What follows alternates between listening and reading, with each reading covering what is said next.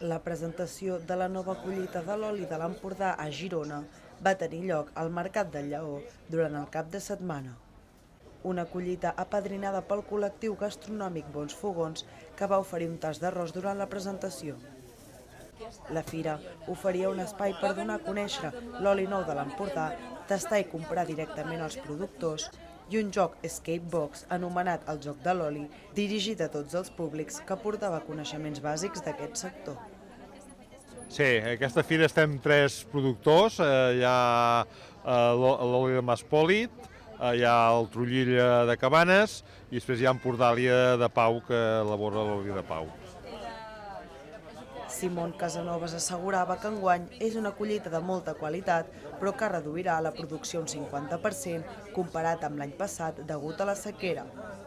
calculant que en un total produiran uns 150.000 litres d'una collita que va començar a principis de novembre. Per desgràcia sí, he tingut moltes situacions difícils, sobretot per la sequera que hem patit, que no és només d'aquest any, sinó que ja és el tercer any consecutiu que tenim sequera, però això a mi em van molt les collites, els arbres estan molt esgotats perquè no tenen aigua i hi ha molt poca quantitat d'oli, hem pogut fer molt poc oli, però